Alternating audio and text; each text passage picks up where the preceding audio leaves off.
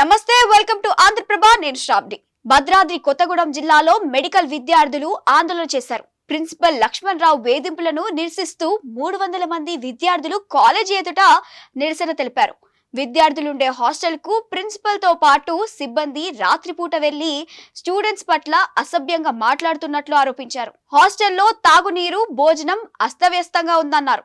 తమకు మౌలిక సదుపాయాలు కల్పించకుండా రూల్స్ పేరుతో తీవ్రంగా వేధిస్తున్నారని ఆవేదన వ్యక్తం చేశారు.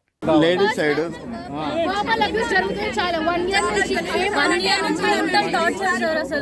క్లాస్ కి వచ్చి ఏదైనా స్పీచ్ ఇవ్వాలంటే మంచిగా డ్రెస్అప్ అవుతున్నారు, అదా ఇలా అని చాలా వర్బల్ అబ్యూస్ చేస్తున్నారు సార్. ప్రతి డే మార్నింగ్ క్లాస్ కి వచ్చేవాళ్ళు, ఫస్ట్ ఇయర్ లో ప్రతి వచ్చేవాళ్ళు సార్. వచ్చి కూడా ఇంతే మాట్లాడేవారు. అంతా మీరు ఆడపిల్లలైనా అసలు మీరు ఇలా డ్రెస్అప్ అవుతున్నారు, అలా డ్రెస్అప్ అవుతున్నారు. మెస్ ఫుడ్ బాగాలేదని బయట ఏదైనా తినడానికి వెళ్తే మాత్రం మీరు బయట తినడానికి వచ్చారా, తిండి కోసం వచ్చారా హాస్టల్ కి అని అంటారు సార్. సండేస్ లో హాలిడేస్ లో బయటకి రెస్టారెంట్స్ కి వెళ్తే అటెండర్స్ ని పంపించి మీరు ఇంకేమంటున్నా లేడీస్ ని ఏమంటున్నా చెప్తాను. ఏమనంటే మీరు అనే పెంచారా, అమ్మాయిలు కూడా ఇలాగే ఉంటారా, మీ అమ్మలు హాస్టల్స్ కి ఎవరు వస్తారమ్మా? హాస్టల్స్ కి ఎవరు వస్తారు? నైట్ టైం హాస్టల్ కి వస్తారు సార్, ప్రిన్సిపల్ వస్తారు. ఎన్ని గంటలకు వస్తారమ్మా నైట్? మెయిల్ ఫ్యాకల్టీ వస్తారా?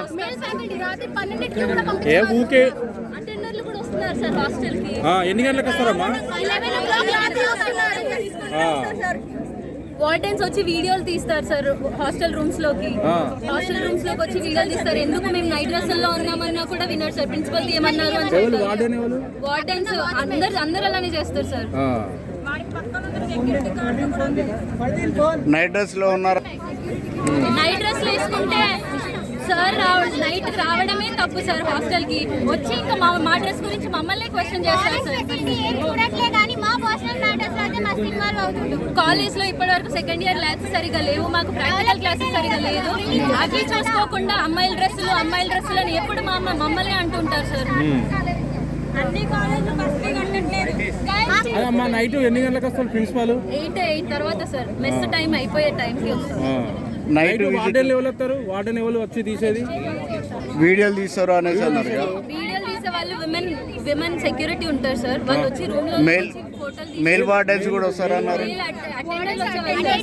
అటెండర్ ప్రిన్సిపల్ అటెండర్ వంశీ అని ఉంటారు సార్ అటెండర్. ఆయన వస్తాడు. ఆయన వచ్చి చాలా సార్లు ఇలాగే న్యూసెన్స్ చేశాడు హాస్టల్లో. ఏంటిది అని అంటే ప్రిన్సిపల్ అని అంటారు సార్.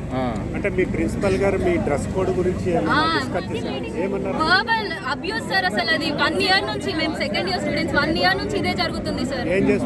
ఇంతే మాట్లాడతారు. ఏమన్నా అంటే అమ్మాయిల బట్టలు ఇలా చేసుకుంటున్నారు, అలా చేసుకుంటున్నారు, చున్నీలు వేసుకోలేదు అని చెప్పేసి ఒకసారి క్లాస్ లోకి వచ్చి మీరు ప్రాస్టిట్యూట్ లాగా డ్రెస్అప్ అవుతున్నారు అని చెప్పేసి అన్నారు సార్.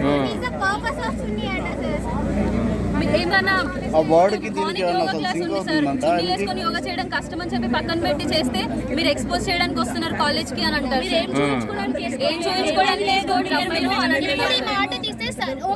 నన్ను సారీ చెప్పమంటారు, మీ కాల్ మొక్కమంటారు అని కవరింగ్ చేస్తున్నారు.